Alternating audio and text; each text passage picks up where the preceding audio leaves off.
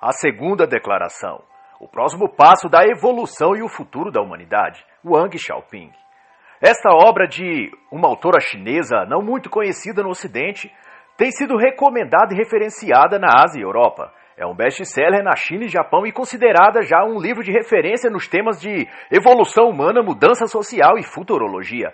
Há quem compare a obra a fenômenos como os livros de Yuval Harari, pois como Homo Deus e 21 lições para o século XXI, também trata de inovação, tecnologia do futuro e do aspecto humano de toda essa transformação.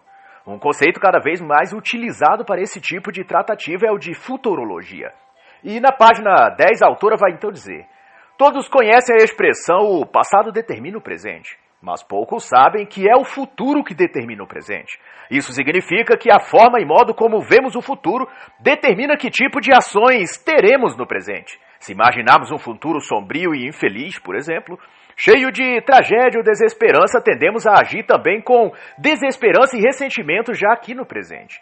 Por outro lado, se imaginarmos oportunidades, a tendência é agir com vigor e autoestima. Nessa perspectiva, segundo a autora, o futuro da humanidade já não gira em torno de coisas, mas de pessoas. Tudo daqui para frente terá como finalidade o elemento humano, o desenvolvimento social e o futuro dos seres humanos. Até hoje, quando se fala em futuro, se pensa em robôs, carros voadores, softwares de inteligência artificial ou algoritmos que identificam e reproduzem o comportamento humano. Todavia, uma das missões da autora nesta obra é demonstrar que o progresso tecnológico e qualquer outra tecnologia terá o propósito e meta de organizar, interagir e controlar os indivíduos humanos. E para mais detalhes dessa questão específica da tecnologia controlando o ser humano, eu indico a excelente obra Transevolução, de Daniel Stulin.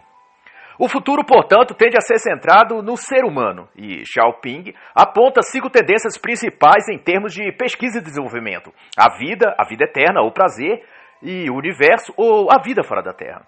E nesse escopo de consideração, Wang Xiaoping prescreve que os novos campos de estudo não será o de previsão do futuro, mas o de criação do futuro. E abrindo aqui o leque de discussão, me faz pensar por que gigantes da tecnologia como Zuckerberg têm promovido encontros com Yuval Harari, por exemplo, autores futuristas no campo das previsões tecnológicas. E, de acordo com os apontamentos deste livro, me coloco a pensar que os gênios da informática não estão apenas querendo discutir as previsões do futuro, mas discutir como e o que criar no futuro. Pois, como diz acertadamente Xiaoping, o futuro não é mais questão de previsão, mas de criação. E na página 13, então, a autora vai dizer que a busca do desenvolvimento tecnológico, de engenharia espacial e tudo que aponta para o futuro, é uma busca do poder. Poder para ter tudo e controlar tudo. E na página 25, Wang Xiaoping vai citar um provérbio: o homem sábio encontra uma verdade e a segue. O homem comum encontra uma verdade e segue-a por um tempo, depois a abandona. O homem tolo encontra uma verdade e ri dela. Dá gargalhadas e debocha sem sequer perceber o quanto aquilo era útil para ele. E a partir desse provérbio, a autora vai explicitar que, de todas as formas de conhecimento, o mais importante é o autoconhecimento. Pois é do autoconhecimento que surge o conhecimento do próprio futuro. E é nessa escala de representação que, segundo a autora, se trava atualmente a corrida pelo futuro, ou melhor, a corrida para saber quem fará parte desse futuro. E Xiaoping vai explicar isso em palavras mais simples, dizendo que a humanidade passa por 3 estágios: criação, desenvolvimento e extinção. O homem atual o momento atual se crê ser o da extinção. E assim, conforme a lei de Darwin, os mais capazes, fortes e notáveis emergirão na etapa seguinte, a nova era da humanidade. Tudo isso significa que, ao fim dessa era, outra civilização, uma raça mais avançada, substituirá essa. E é claro, as grandes mentes da tecnologia, os expoentes do cinema e TV e os grandes homens e mulheres com fama, popularidade e poder esperam fazer parte desse grupo ou dessa nova raça.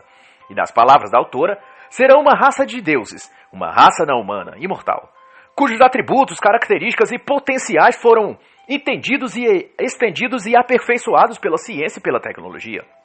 Esse é o desfecho inevitável do processo evolutivo da humanidade, isso na concepção da autora. E Wang Xiaoping vai chamar isso de evolução coletiva, um tipo de evolução social, cultural e tecnológica da humanidade como conjunto, um todo e não de indivíduos em particular. O trabalho criou a humanidade. A tecnologia criará os imortais. É a conclusão da autora. E para tanto, na opinião da autora, consolidar esse novo futuro requer uma nova mentalidade. Segundo Xiaoping, a ideologia impede a tecnologia.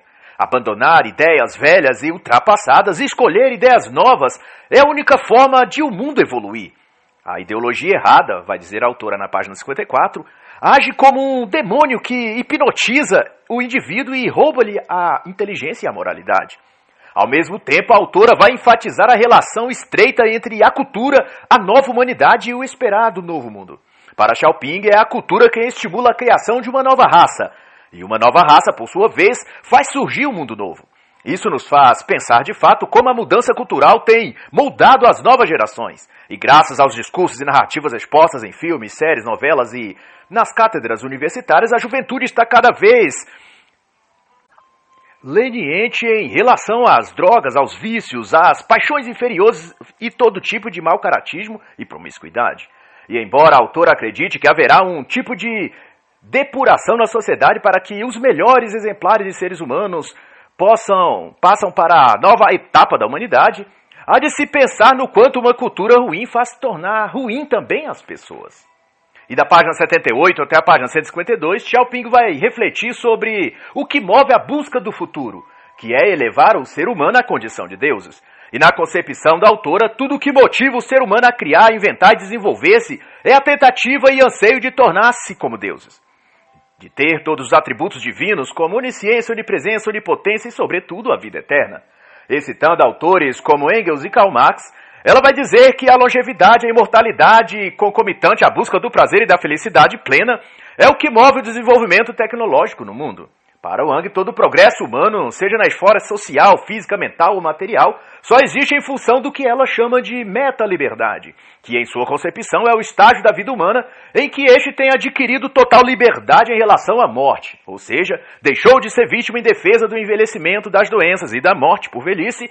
A meta-liberdade, portanto, vai dizer a autora, significa para a humanidade a busca da mais completa libertação humana. E para Wang, a filosofia e a religião foram, ou ainda são, tentativas de oferecer ao ser humano uma fuga ou vitória contra a morte, ainda que seja apenas em nível psicológico ou como algo vindouro a ser desfrutado somente pelo espírito ou pela alma, mas não pelo corpo, nem aqui neste mundo, mas em algum lugar sobrenatural após a morte do corpo. Contudo, será a ciência e a tecnologia, na visão da autora, que vencerá de fato a ameaça da morte e dará aos seres humanos a condição de viverem eternamente aqui neste mundo, desfrutando de tudo que tem e conhece. E na parte que trata sobre o conceito de desenvolvimento, Xiaoping vai dizer o quão errado está a visão atual do mundo em que trata o progresso em termos de simples aumento de consumo de bens materiais. O que significa que na sociedade moderna o crescimento econômico é usado como sinônimo e símbolo do desenvolvimento geral de um país ou região. E a partir de então, o consumo e a aquisição de riqueza passa a ser a principal meta das pessoas. Para a autora, é o desenvolvimento humano e não econômico que deve ser condicionado a valor essencial humano, algo superior ao valor puramente econômico. Nas palavras da autora, o desenvolvimento humano é a pedra fundamental do progresso da sociedade. Para haver uma sociedade desenvolvida, é necessário que as pessoas evoluam. E Wang vai enfatizar ainda, mas isso dizendo que o desenvolvimento da inteligência humana está diretamente relacionado ao desenvolvimento moral do ser humano. Numa sociedade constituída de indivíduos de padrão moral inferior, vai dizer a autora, uns conspiram contra os outros e o equilíbrio social é rompido. A falta mútua de confiança provoca tensões sociais e crises de todo tipo se espalham por toda parte.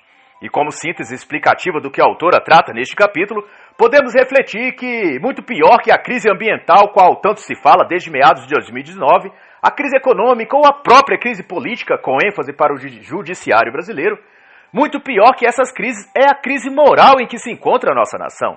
Pois é a crise moral que faz gerar o ambiente fértil em que nascerá todas as outras crises. Por exemplo, se houver um progresso econômico sem moralidade, os donos dessas empresas que fomentariam a economia tornam-se corruptos. Fazem esquemas de propina e de favorecimento político e daí as próprias empresas acabam falindo e gerando mais crise econômica. Daí os agentes e instituições de segurança pública que deveriam investigar e punir, se carecerem de moralidade, aceitarão propinas dessas empresas. E políticos que deveriam ser punidos vão se unir para favorecerem o caos e a crise social. O mesmo se dá na política, na educação, na cultura, em tudo quanto não houver padrões morais sólidos, isso não será sustentável a longo prazo. E é consabido que a religião e a fé são responsáveis a priori por promover e espalhar a moral na sociedade.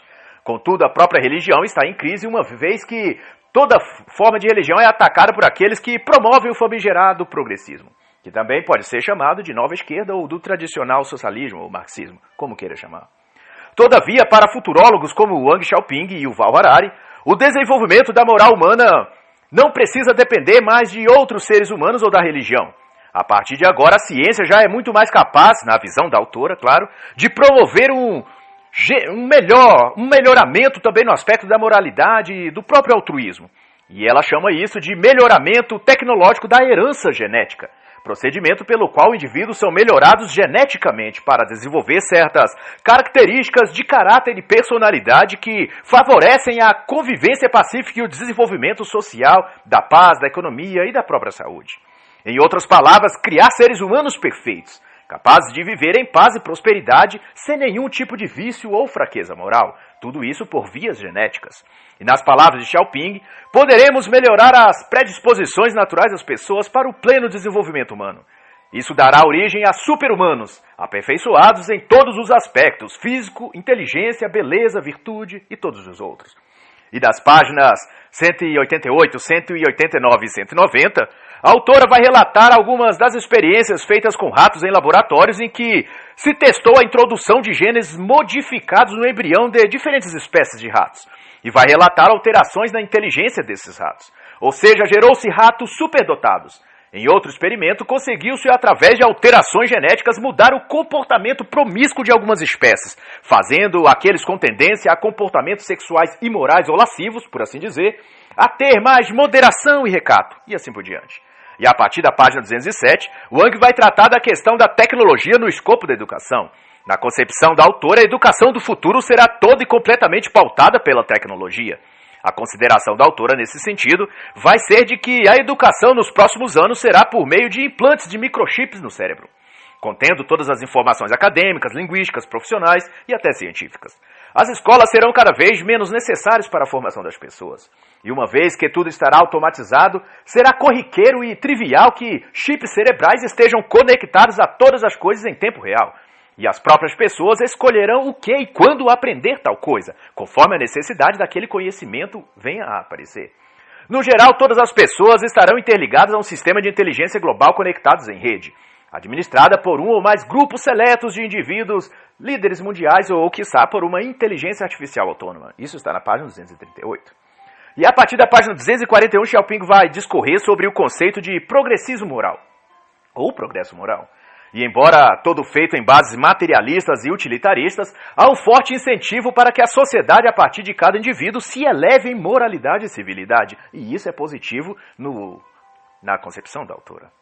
Depois disso, a autora vai elaborar o conceito de nova economia, nova humanidade, em que trabalha a ideia de que o avanço tecnológico proporcionará uma economia global sustentável. E essa, por sua vez, promoverá um novo tipo de seres humanos, mais evoluídos em todos os sentidos. E ela vai chamar de nova humanidade.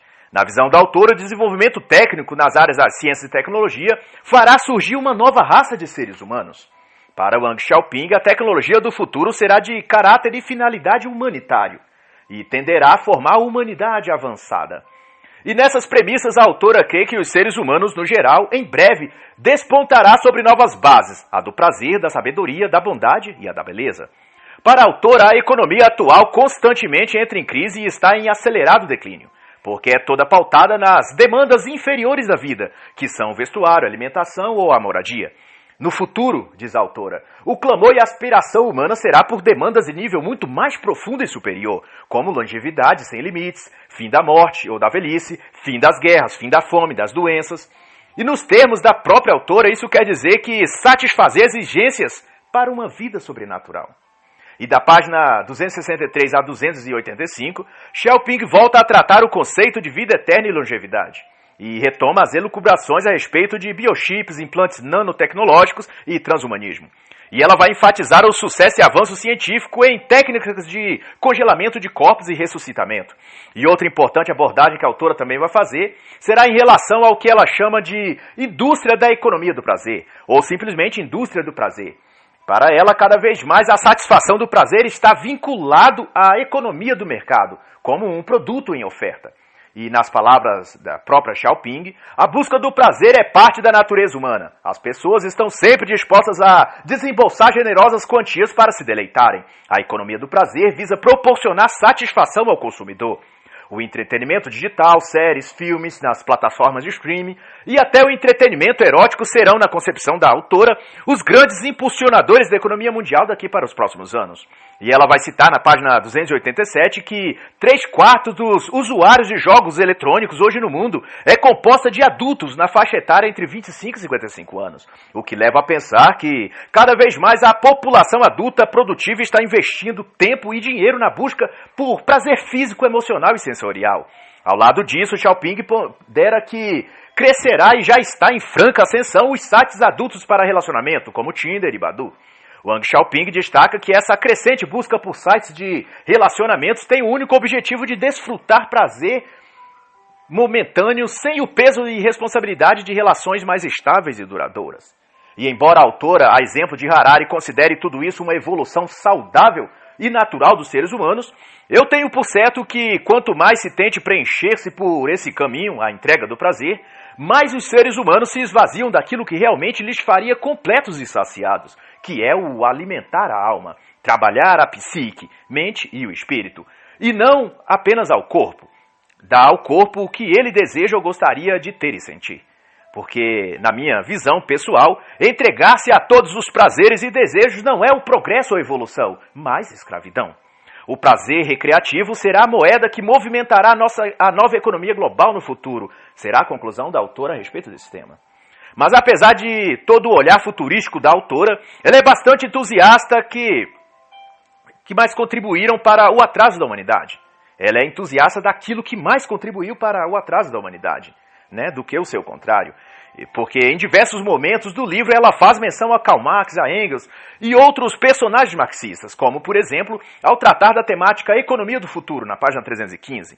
E citando o conceito marxista dos modos de produção do mundo capitalista, ela vai dizer que o atual modo de pensar e fazer economia atual é opressivo, primitivo, e leva os fortes a se estabelecerem sobre os fracos, né? Os grandes sobre os pequenos, os ricos sobre os pobres. Para a autora, a proposta de Marx e Engels se mostra mais consonante ao projeto de novo futuro, e que o desenvolvimento da indústria e a geração de riqueza leva muito mais em conta o capital humano do que o capital financeiro e econômico, por assim dizer, que visam apenas o lucro, né? E nesse aspecto, ou ponto particular, Xiaoping faz parecer muito mais uma militante de esquerda ou ativista pró-socialismo do que uma escritora sobre questões do futuro. Pois ela vai reafirmar as principais ideias de Marx e Engels sob uma retórica mais ou menos renovada, porém não deixa de esconder seu forte viés marxista. Ela vai defender um modelo de relações trabalhistas em que os funcionários participam das decisões e dividendos da empresa, a qual ela chama de modelo de empresa compartilhada ou empreendedorismo comunitário. E nesse ponto em diante, mesmo tratando sobre o futuro, ela invoca as velhas concepções do passado comunista para repudiar o capitalismo e exaltar o socialismo como modelo ideal de sociedade. E a autora também vai elencar uma efusiva defesa sobre a questão do lucro e da mais-valia, que também é uma pauta muito abordada por Marx e Engels. A produção humana, vai dizer a autora, é a mais essencial entre todos os tipos de produção. É o primeiro plano da economia do futuro. E em tudo isso, Wang Xiaoping me lembra muito o autor Yuval Harari, que, ao pretender falar sobre o futuro e o progresso da humanidade, propõe desfazer das bases que sustentam a sociedade, como família, religião, princípios tradicionais ou a própria história, reescrevendo tudo por um viés progressista, humanista totalitário e, como é o caso do escritor Yuval Harari, também anticristão. E por fim finalizo a análise desta obra com as palavras da própria autora, já ditas anteriormente na página 255, em que ela diz: respeitar a sabedoria e desprezar a tolice é a essência da vida. E eu espero, essa é a minha concepção particular, que aqueles que se interessarem a examinar esta obra saibam tanto colher a sabedoria que a autora mostra, como também a desprezar as tolices que ela referencia neste livro. E assim, encerra a análise da obra A Segunda Declaração, o próximo passo da evolução e o futuro da humanidade, de Wang Xiaoping.